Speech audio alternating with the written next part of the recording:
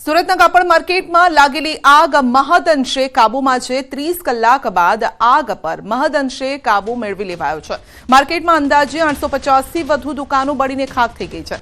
લાખો લીટર પાણીનો મારો ચલાવાયો ત્યારે હાલ તો 57 જેટલી માર્કેટ બંધ રાખવા માટે ફોસ્ટા દ્વારા જાહેરાત કરાઈ છે, જેથી ફાયરની કામગીરીને કોઈ વિક્ષેપ ન પડે તે માટે નિર્ણય લેવાયો છે। કલેક્ટર અને સુરત પોલીસ કમિશનર ઘટના સ્થળે દોડી આવ્યા। હવે સૌથી મોટી વાત એ છે કે ત્રીજા અને ચોથા માળે કન્જેસ્ટ એરિયા છે, એટલે કે સાંકડો એરિયા છે, છતાં પણ એનઓસી કઈ રીતે આપવામાં આવી તેને લઈને સવાલ ઉઠી રહ્યા છે।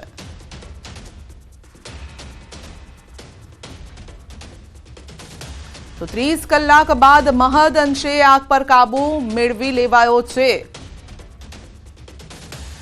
તો જે સામાન રાખવામાં આવ્યો હતો તે બળીને ખાખ થઈ ગયો છે।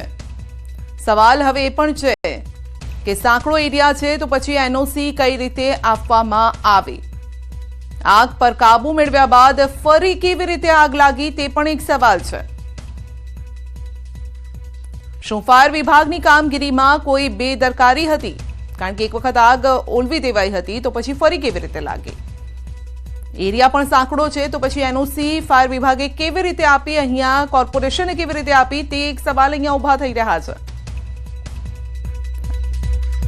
આ અંગે વધુ અપડેટ મેળવીશું સંવાદદાતા કીર્તેશ પાસેથી। જી કીર્તેશ, આફતની આગ ઓલવાઈ ગઈ કે હજુ પણ મહદઅંશે તેના ઉપર કાબુ મેળવાયો છે? બિલકુલ સત્ય, સુરતના રિંગ રોડ વિસ્તારમાં આવેલી શિવશક્તિ માર્કેટમાં ગઈકાલે સવારે લાગેલી આગ હજુ પણ યથાવત છે। કહી શકાય 70% જેટલી આગ કાબુમાં આવી ગઈ છે। હજુ પણ 30% આગ કાબુમાં લાવવાની કામગીરી ચાલી રહી છે। 45 કરતા વધુ ફાયર ફાઈટરો, 150 કરતા વધુ ફાયર જવાનો સતત પાણીનો મારો કરી રહ્યા છે। કહી શકાય કે અત્યાર સુધીમાં 1 કરોડ લીટર જેટલો પાણીનો વપરાશ થઈ ચુક્યો છે, તે છતાંય આગ કાબુમાં નથી આવી। આગ મોડી સાંજે કાબુમાં આવે ત્યારબાદ પોલીસ પ્રક્રિયા પત્તા આવતીકાલ સવાર થાય તેવી શક્યતા છે। જે પ્રકારે આગ લાગી છે, આગને લઈને 500 કરોડનું કાપડ આ માર્કેટમાં રહેલું બળીને ખાખ થઈ ગયું છે। ઓવરઓલ જોવા જઈએ તો માર્કેટ અને તમામ વસ્તુ થઈ 1000 કરોડના નુકસાનની ભીતિ સેવાઈ રહી છે। ત્યારે બીજી બાજુ માર્કેટના બેઝમેન્ટમાં જ્યાં પાર્કિંગ હોવું જોઈએ ત્યાં દુકાનો બનાવી દેવામાં આવી છે અને જ્યાં ટેરેસ ખુલ્લું રાખવાનું હોય ત્યાં આગળ પતરાના શેડ બનાવવામાં આવે, એટલે કે માર્કેટમાં ગેરકાયદેસર કામ કરવામાં આવ્યું છે। સાથે સાથે ફાયર સેફ્ટીના સાધનો છે કે જે લગાવવામાં તો આવ્યા છે પણ તેનું મેન્ટેનન્સ કરવામાં નથી આવતું, જેને લઈને ચાલતા નથી। તો સવાલ મોટો એ થાય છે કે આ માર્કેટને એનઓસી આપી કોને? આવી ઘટના થાય ત્યારે જ ફાયર વિભાગ સફાળું જાગે છે। ગુજરાત રાજ્યના મુખ્યમંત્રીએ આ મામલે સુરત મહાનગરપાલિકા પાસે રિપોર્ટ માંગ્યો છે અને આ માર્કેટમાં આગ લાગ્યા બાદ હવે સુરત મનપા વિભાગ ફરી એકવાર જાગ્યું છે અને ગેરકાયદેસર બાંધકામને છાપરાના શેડ હશે તેના પર બુલડોઝર ફેરવવાની કામગીરી આવતીકાલથી શરૂ કરવાની મોટી વાતો કરી દીધી છે। સત્ય, સૌથી પહેલા જ મેં કીધું હતું કે જ્યારે આ પ્રકારની ઘટના બને છે ત્યારે સુરત મહાનગરપાલિકા આ રીતે એક્શન મોડમાં આવે છે અને ઘટનાના 4 દિવસ બાદ ફરી પાછું નિદ્રાધીન થઈ જાય છે। જી બિલકુલ, સવાલ અહીંયા એ પણ છે કીર્તેશ, કારણ કે અહીંયા કાપડનો વેપાર થાય છે, મોટી સંખ્યામાં દુકાનો આવેલી છે, કેટલી દુકાનો છે અને કેટલું નુકસાન તેની સામે હશે? કારણ કે ઘણા વેપારીઓને આપણે જોઈ રહ્યા છે જેઓ રડી પણ રહ્યા છે, તેઓ મહેનતની કમાણી અહીંયા આગમાં અત્યારે હોમાઈ ગઈ છે। આગામી દિવસમાં લગ્નની સિઝન આવવાને લઈને મોટા પ્રમાણમાં કહી શકાય 5 થી 7,000 કરોડનો વેપાર થતો હોય છે, જેને લઈને તમામ વેપારીઓએ તૈયારીઓ કરી દીધી છે અને ટૂંક સમયમાં માલ સુરતથી અલગ અલગ શહેરોમાં અલગ અલગ રાજ્યોમાં જવાનો હતો અને તે પહેલા જ આગ લાગી જતા કરોડો રૂપિયાનું નુકસાન છે। જોકે જે માર્કેટમાં આગ લાગી છે માર્કેટમાં 1000 કરોડનું નુકસાનની ભીતિ સેવાઈ રહી છે, પણ છેલ્લા 2 દિવસથી આજુબાજુની 57 કરતા વધુ માર્કેટો બંધ રાખવામાં આવી છે, જેને લઈને કરોડો રૂપિયાના નુકસાનની ભીતિ સેવાઈ રહી છે। મહત્વની વાત છે કે આ અહીંયા સુરતમાં કહી શકાય 152 જેટલી માર્કેટો આવેલી છે, એક માર્કેટમાં 10,000 થી લઈ 15,000 દુકાનો આવેલી હોય છે। ત્યારે આટલો મોટો વિસ્તાર છે, ગીચ વિસ્તાર છે, ફાયરની ગાડીઓ નથી પહોંચી શકતી ને જ્યારે આવી ઘટના લાગે છે ત્યારે માર્કેટ પર લાગેલી આગ કાબુમાં કરવા ફાયરને ખૂબ જ પરસેવો પાડવો પડે છે। કારણ કે જે કપડું છે, જે પોલિસ્ટર કપડું છે, આ કપડું પેટ્રોલિયમ પેદાશમાંથી બનતું હોય છે અને જ્યારે કપડું કલર થઈને આવે છે ત્યારે તેમાં પણ પેટ્રોલિયમ પેદાશના કલરો વપરાતા હોય, એટલે કે આ કપડું પેટ્રોલ કરતા વધુ ચલન થઈ જવાય, પ્લાસ્ટિક જેવું હોય છે તેના પર પાણી પડતાની સાથે સરકી જાય છે। આગ પર કાબુ મેળવવા માટે ફાયર છેલ્લા 28 કલાકથી સતત મહેનત કરી રહ્યું છે। હજુ પણ 30% આગ પર કાબુ નથી આવ્યો અને 35 કરતા વધુ ગાડી અને 150 કરતા વધુ ફાયરના જવાનો સતત કામગીરી કરી રહ્યા છે। જી, આપનો આભાર અમારી સાથે જોડાવા બદલ। તો 30 કલાકથી પણ વધુ સમય થઈ ચૂક્યો છે આગ પર હજુ પણ કાબુ મેળવવામાં નથી આવ્યો. મહદઅંશે આગ પર કાબુ મેળવાયો છે. આફતની આગ ક્યાં ક્યાં લાગી, કેવી રીતે લાગી છે તે હજુ સવાલ છે. અને છેલ્લા 2-3 દિવસથી સુરતમાં આગની ઘટનાઓ વધી રહી છે. સુરત એ ટેક્સટાઇલ માર્કેટનું હબ ગણવામાં આવે છે અને અહીંયા કાપડનો વેપાર થાય છે. તો આપ જોઈ શકો છો કે 25 ફેબ્રુઆરી, 26 અને 27 ફેબ્રુઆરી આગની આ ઘટના, અને જેમાં મોટું નુકસાન વેપારીઓને ગયું છે. ખાસ કરીને નાના વેપારીઓ અત્યારે રીસના રડી રહ્યા છે કે આ નુકસાનની ભરપાઈ તેઓ કેવી રીતે કરશે, કારણ કે લોકો ઉછીના અથવા તો લોન પર પૈસા લઈને વેપાર કરતા હોય છે અને એવા સમયે બધો જ જે વેપાર છે અથવા તો જે તેમનો માલ સામાન હતો તે બળીને ખાખ થઈ ગયો છે.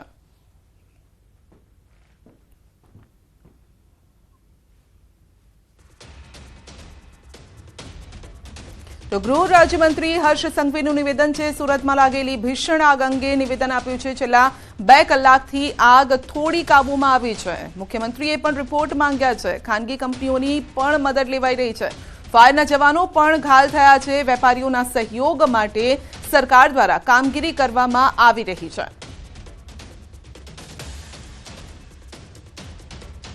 દુકાનો બંધ હોવાના કારણે એક પછી બીજી દુકાન, પણ છાપરાઓ જે આગળ બંધ હોવાના કારણે પાણી બી અંદર સુધી પહોંચાડવું બહુ તકલીફ પડી રહી હતી. પરંતુ આપ જોઈ શકો છો કે છેલ્લા 24 કલાકથી આપણી ફાયરની ટીમ બી ત્યાં ને ત્યાં જ છે અને બધા જ અધિકારીઓથી લઈને ચૂંટાયેલા પ્રતિનિધિ, મેયરથી લઈને સ્ટેન્ડિંગ ચેરમેન, બધા જ લોકો ત્યાં ને ત્યાં જ હાજર જ છે. પરંતુ ક્યાંક ને ક્યાંક આ આગનો જે ભયાનક સ્વરૂપ હતો તો એને કંટ્રોલમાં લાવવું એ બહુ તકલીફ પડી રહી છે. પરંતુ હમણાં 2 કલાકથી એ આગને થોડું ઘણું કંટ્રોલમાં આવી છે એવું પ્રાથમિક માહિતીમાં આપ્યું છે. મુખ્યમંત્રીશ્રીએ બી રિપોર્ટ માંગેલા હતા સૌ અધિકારીઓને અને આજુબાજુની જે કંઈ બીજી વ્યવસ્થા હોય તે બી, પરંતુ જેટલી જગ્યા ત્યાં ફાયરની ટીમ ઊભી રહી શકે એટલી જગ્યાઓ પૂરતી બંબાઓ અને બીજી જે કંઈ વ્યવસ્થાઓ છે એ કરી લેવામાં આવેલી હતી. ટેક્સટાઇલ માર્કેટ જ્યારથી શરૂ થયું ત્યારથી જૂનામાં જૂની આ માર્કેટો છે. આ માર્કેટ જે તે સમયે બન્યા પછી ફ્લાયઓવર બ્રિજને વગેરે બન્યું છે ત્યારે આજુબાજુના ડેવલપમેન્ટ એટલું બધું નહોતું.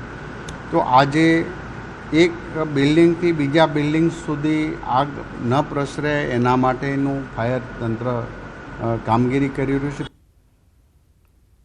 અત્યારે મહદઅંશે આગ કાબૂમાં આવી ગઈ છે.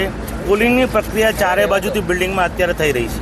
મેં રિપોર્ટ મંગાવ્યો છે કેટલું ઇનલીગલ સ્ટ્રક્ચર હતું, એટલે એનો રિપોર્ટ આવશે ત્યારે જ મને ખબર પડશે. પણ અત્યારે અમારી પ્રાયોરિટી છે કે કુલિંગની પ્રક્રિયા તાત્કાલિક કમ્પ્લીટ આખા બિલ્ડિંગમાં થાય.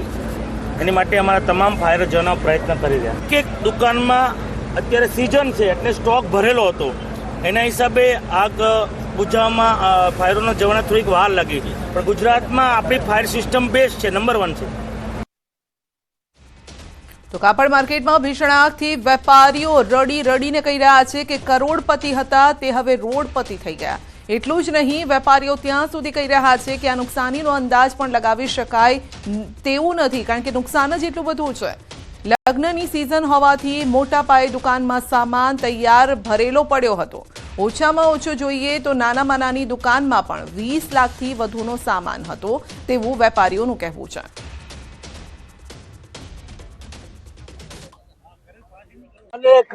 કરોડપતિ હતો, આજ રોડપતિ છે. કેટલો માલ હતો? તમામ દુકાનોની અંદર માલ હતો. અત્યારે સિઝન ને બધું સિઝન છે એટલે બધું લોકો રેડી કરીને મૂકેલો હતો. ભાઈ આપણી સિઝન થાય આ હિસાબે માલ મોટી संख्या में स्टॉक હતો, એનો અંદાજ नहीं लगा सकते. कुछ भी अंदाज नहीं लगा सकते हैं कितना नुकसान होगा, क्योंकि अंदर किसकी उगरानी नहीं आई है बाहर. तो उगरानी का वो कैसे अंदाज लगाएगा, किसको पता चला कितने आने वाली कितने आने वाली. हर दुकान के अंदर 10-20 लाख का स्टॉक होता ही है कम से कम. मैं तमिलनाडु से आया हूँ. क्या मांगे का स्टॉक होगा पूरा 1 करोड़ के आसपास में. सरकार से क्या मांगे? दुकान अंदर आसपास में अभी 800 के प्लस का दुकान है. सबका हाल क्या है कि हम समझ में नहीं आ रहा सर. सरकार से क्या मांग कर रहे हो आप? सरकार लोगों ने अभी पूरा व्यवस्थित तो पूरा तो देख लिया है. आप लोगों ने तो मीडिया के तरफ से तो पूरा तो बता दिया है. अभी सरकार लोगों ने क्या करेगा उन लोगों ने देखना है. व्यापार लोगों का तो हम तो बाहर देश से दूसरे देश से भी आके इधर काम करने के लिए हम आया. अभी इधर का गवर्नमेंट क्या सपोर्ट करेगा क्या हम देखना पड़ेगा. ધૂળ ખાતી સાયકલોનો મુદ્દો ગૃહમાં ઉઠ્યો છે. કોંગ્રેસ એમએલએ ઇમરાન ખેડાવાલાએ પૂછ્યો છે સવાલ. ગૃહ રાજ્યમંત્રી હર્ષ સંઘવીએ ગૃહમાં આપ્યો છે જવાબ. 1999માં ભાજપ સરકારે આ યોજના અમલમાં મૂકી. બાળકોને શાળાએ જવા આ યોજના અમલમાં મૂકી. સરસ્વતી સાધના યોજનાની શરૂઆત કરવામાં આવી. કાટ ન લાગે એટલે રંગ કરીને અપાય છે. લાખોની સંખ્યામાં આવે છે, તેને ગોડાઉનમાં ન મૂકી શકાય. 4,444 રૂપિયામાં એક સાયકલની ખરીદી રકમ છે. 276 સાયકલ બાકી, તેની ડિલિવરી આવતા દિવસોમાં વિલંબ ન થાય તેની વ્યવસ્થા કરવામાં આવી છે. 5 વર્ષમાં સરસ્વતી સાધના યોજના અંતર્ગત 7,93,022 દીકરીઓને સાયકલ આપવામાં આવી. રાજકોટમાં 2 જૂથ વચ્ચે મારામારીનો બનાવ બન્યો છે. કંજીવાલા વિસ્તારમાં 2 જૂથ વચ્ચે થઈ હતી મારામારીનો વિડીયો વાયરલ થયો છે. કયા કારણસર મારામારી થઈ તે અંગે કોઈ સ્પષ્ટતા નથી. છુટ્ટા હાથે મારામારી થઈ છે. કેટલીક મહિલાઓ સાથે પણ મારામારી થઈ છે. પોલીસે વિડીયોના આધારે તપાસ પણ શરૂ કરી છે.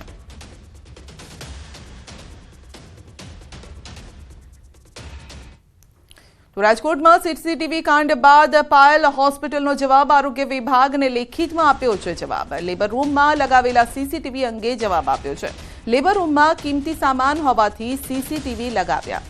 સ્ટાફ દર્દીઓ સિવાય કોઈને પ્રવેશ હોતો નથી. અને હવે સૌથી મોટો સવાલ તો એ ઉઠી રહ્યો છે કે સ્ત્રીઓને ઇન્જેક્શન આપવા સહિતના રૂમમાં કયા પ્રકારનો કિંમતી સામાન રાખવામાં આવ્યો હતો.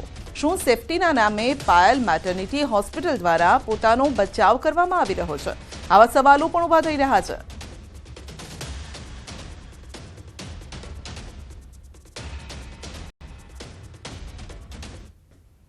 પાયલ મેટર્નિટી હોસ્પિટલની એને અંદર જે પોઈન્ટ વાઇઝ બધું લખ્યું છે એમાં, પણ એ લોકોએ પોતાની સેફ સાઇડ માટે એવું કે ભાઈ આ અમે લોકોએ સર્વેલન્સ માટે લગાવ્યા હતા, કંઈક પેલી મોંઘી વસ્તુઓ રાખી હતી એના માટે લગાવ્યા હતા. અને અમારો ઈરાદો એવો કોઈ હતો નહીં. આ તો ખાલી હેક થયું છે અને એના કારણે અમારે જે તકલીફ થઈ છે. બાકી એ લોકોએ ડિનાય જ કર્યું છે કે ભાઈ અમારે જે લગાવ્યું છે એ બરાબર જ લગાવ્યું છે. ગીર સોમનાથ જિલ્લામાં શંખ સર્કલ સામે દબાણ દૂર કરાયા છે. સરકારી જગ્યામાં આવેલા દબાણો 5 જેસીબી ટ્રેક્ટર સહિતની મદદથી દૂર કરવાની કામગીરી હાથ ધરાઈ. મામલતદાર સહિતના ઉચ્ચ અધિકારીઓ અને કડક પોલીસ બંદોબસ્ત વચ્ચે કામગીરી કરાઈ. મહત્વનું છે કે આ જગ્યા પર બસ સ્ટેશનનું થોડા સમયમાં જ ખાતમુહૂર્ત થશે. વર્ષોથી રહેલા ગેરકાયદેસર દબાણોને જિલ્લા કલેક્ટરની સૂચનાથી દૂર કરાયા છે. રાજ્યમાં ધોરણ 10 અને 12ની બોર્ડની પરીક્ષાનો પ્રારંભ થયો છે. ત્યારે દાહોદમાં પ્રેરણારૂપ એક ઘટના સામે આવી. જિલ્લા શિક્ષણ અધિકારીએ 2 વિદ્યાર્થીનીઓને પોતાની ગાડીમાં બેસાડી પરીક્ષા સેન્ટર પહોંચાડી. વિદ્યાર્થીનીઓ હિન્દી હાયર સેકન્ડરી સ્કૂલની જગ્યાએ સ્ટીફન સ્કૂલમાં પહોંચી ગઈ હતી, અને જેથી જિલ્લા શિક્ષણ અધિકારીએ વિદ્યાર્થીનીઓને તાત્કાલિક ગાડીમાં બેસાડી સમયસર પરીક્ષા કેન્દ્ર પર પહોંચાડી હતી. સુરત પોલીસ દ્વારા સરાહનીય કામગીરી કરવામાં આવી છે. પરીક્ષા દરમિયાન રસ્તામાં અટવાયેલા વિદ્યાર્થીઓને પરીક્ષા કેન્દ્ર સુધી પહોંચાડ્યા છે. પર્વત પાટિયા, સહારા દરવાજા, બેગમપુરા સહિતના વિસ્તારમાં પોલીસે કામગીરી કરી. અટવાયેલા વિદ્યાર્થીઓને તાત્કાલિક જ પરીક્ષા કેન્દ્ર સુધી પોતાના વાહન પર પહોંચાડ્યા.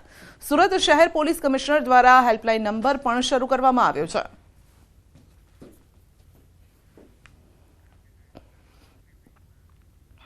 અમદાવાદમાં એએમસીની સબ ઝોનલ ઓફિસના તાળાબંધી કરવામાં આવી છે. ભાજપના નારાજ કાઉન્સિલરોએ કરી છે ઓફિસના તાળાબંધી. અસારવા સબ ઝોન ઓફિસ પર ભાજપના કાઉન્સિલરોએ કર્યા છે ધરણા.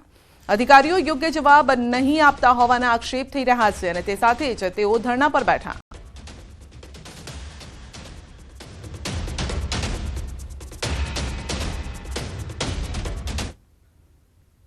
છોટાઉદેપુર નગરપાલિકામાં બોર્ડની રચના પૂર્વે જ ભાજપનું બળ વધ્યું છે. નગરના વોર્ડ નંબર 1ના 2 સભ્યો ભાજપમાં જોડાયા છે. વોર્ડ નંબર 1ના મહિલા સભ્ય નઝમાબેન ફૈઝલભાઈ મલા અને શૈલેષભાઈ વલ્લભભાઈ રાઠવા ભાજપમાં જોડાયા. નગરપાલિકામાં ભાજપનું સંખ્યાબળ વધીને હવે 10 થયું છે. નગરપાલિકામાં ભાજપનું બોર્ડ બનશે તેવો જિલ્લા પ્રમુખનો દાવો છે. નઝમાબેન સાથે તેમના પતિ ફૈઝલ મલા પણ ભાજપમાં જોડાયા છે, જેઓ છોટાઉદેપુરમાં કોંગ્રેસ શહેર પ્રમુખ રહી ચૂક્યા છે. છોટાઉદેપુર નગરપાલિકાની સામાન્ય ચૂંટણીમાં ભારતીય જનતા પાર્ટીએ 8 બેઠકો મેળવી સૌથી મોટા પક્ષ તરીકે ઉભરી આવી છે. ત્યારે આવનારા દિવસોમાં છોટાઉદેપુર નગરપાલિકાનું બોર્ડ ભારતીય જનતા પાર્ટીનું બને એ દિશામાં આજરોજ છોટાઉદેપુર નગરપાલિકાના વોર્ડ નંબર 1ના નગરસેવક શૈલેષભાઈ રાઠવા, નઝમા ફેઝલભાઈ મલા આજે ભારતીય જનતા પાર્ટી જોઈન કરી છે. નગરપાલિકાની ચૂંટણીમાં વોર્ડ નંબર 1માંથી મારા પત્ની નઝમા ફેઝલ મલા તેમજ શૈલેષ રાઠવા અમે લોકો અપક્ષ પેનલ બનાવીને ચૂંટણી જીત્યા હતા. આજ રોજ અમે લોકો વોર્ડના વિકાસ અને નગરના વિકાસ માટે ભારતીય જનતા પાર્ટીના વિકાસને પ્રેરિત થઈ આજ રોજ અમે વિધિવત રીતે ભારતીય જનતા પાર્ટીના જિલ્લા પ્રમુખ ઉપેન્દ્રભાઈના હસ્તે કેસ ધારણ કરી ભારતીય જનતા પાર્ટીના અંદર વિધિવત રીતે જોડાય છે. ભવ્ય વિજય બાદ તમામ જગ્યાઓ પર ભાજપ દ્વારા હોદ્દેદારો માટે સેન્સ પ્રક્રિયા હાથ ધરવામાં આવી. જૂનાગઢ જિલ્લાની 6 નગરપાલિકા તેમજ રાજ્યમાં માત્ર એક જૂનાગઢ મનપાની ચૂંટણી યોજાઈ હતી અને જેમાં ભાજપે 60 બેઠકમાંથી 48 બેઠક પર વિજય પ્રાપ્ત કર્યો. ત્યારે હવે મેયર સહિતના હોદ્દેદારો માટે ભાજપના નાગરિકો જૂનાગઢ આવી પહોંચ્યા અને ભાજપ કાર્યાલય ખાતે ચૂંટાયેલ સભ્યોની સેન્સ પ્રક્રિયા હાથ ધરી.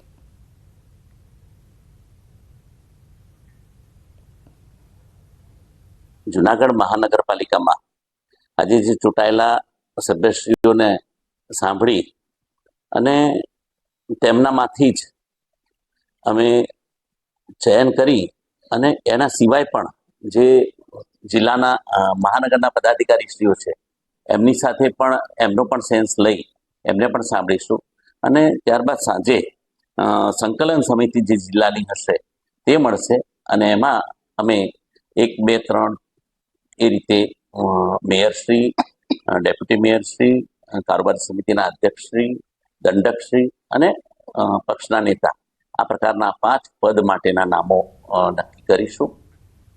શાળાના ટ્રસ્ટીઓના ડખાથી વિદ્યાર્થીઓ રજડી પડ્યા. વડોદરાની નારાયણ વિદ્યાલયની આ ઘટના છે. 8 મહિનાથી સ્કૂલ બંધ હોવાથી શિક્ષણને અસર થઈ છે. શાળાના વિદ્યાર્થીઓ વાલીઓના ધરણા, સ્કૂલની દિવાલ ધરાશાયી થતા સ્કૂલ કરાઈ છે સીલ. સ્કૂલ ફરી શરૂ કરવા માંગ ઉઠી છે. કોર્પોરેશને સ્કૂલને જમીદોઝ કરી નવેસરથી બાંધકામ કરવા સંચાલકોને નોટિસ આપી છે.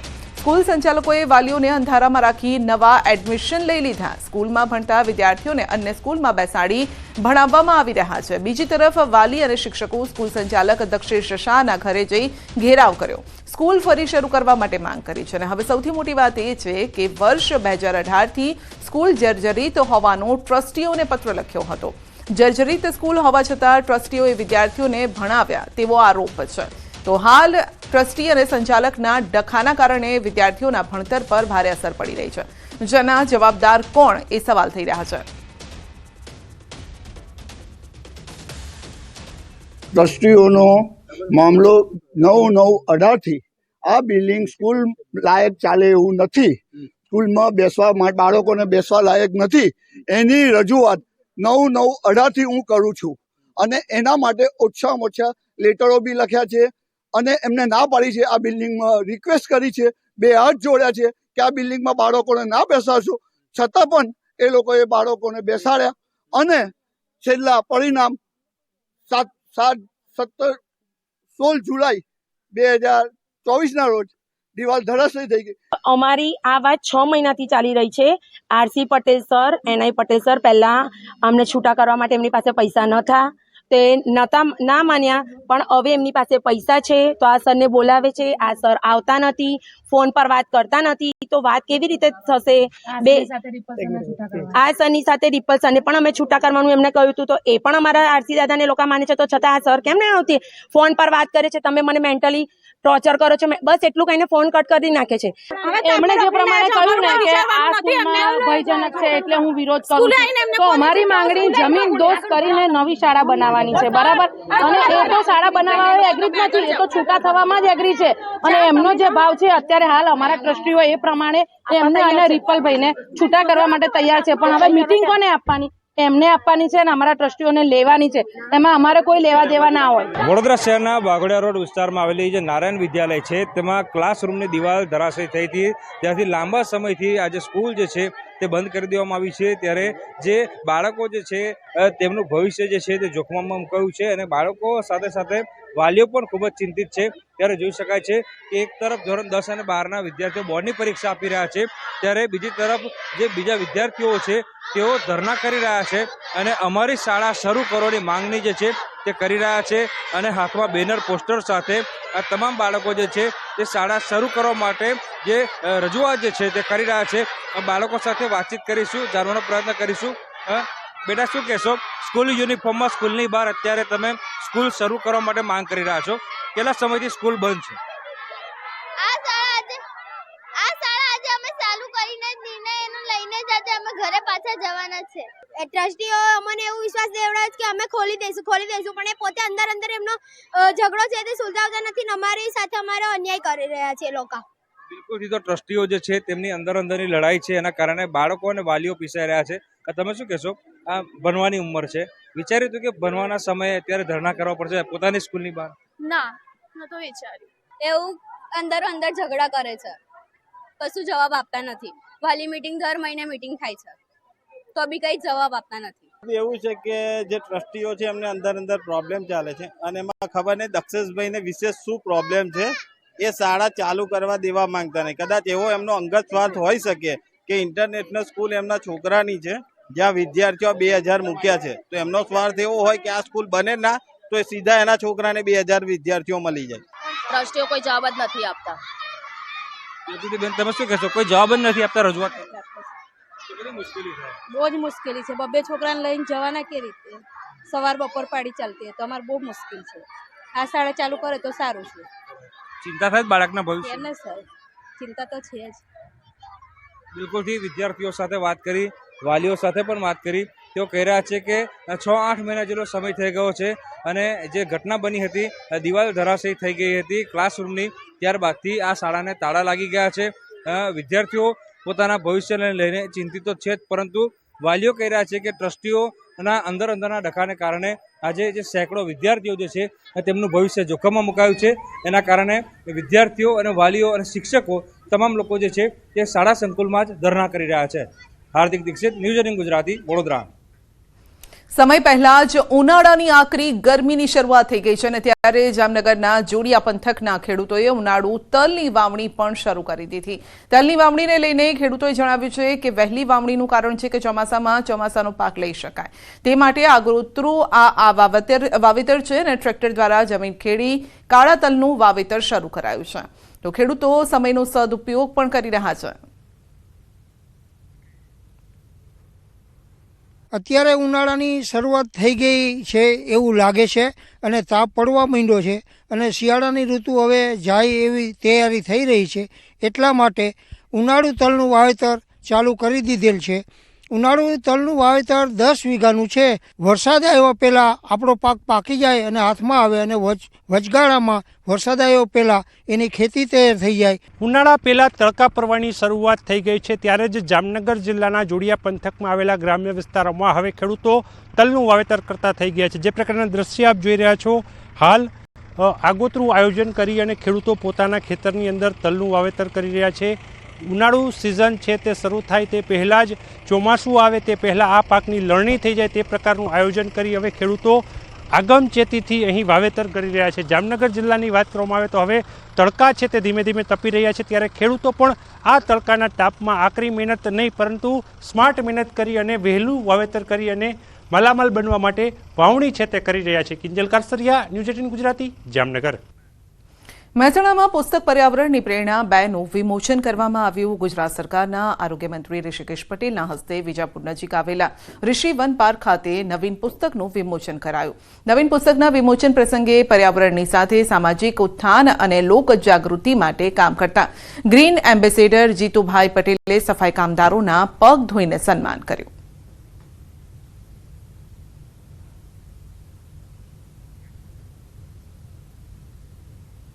પુસ્તકની વિશેષતા કે આખા દુનિયામાં સારામાં સારા લેખકોના એક જ બુકમાંથી તમને આમાંથી લેખો મળી રહેશે.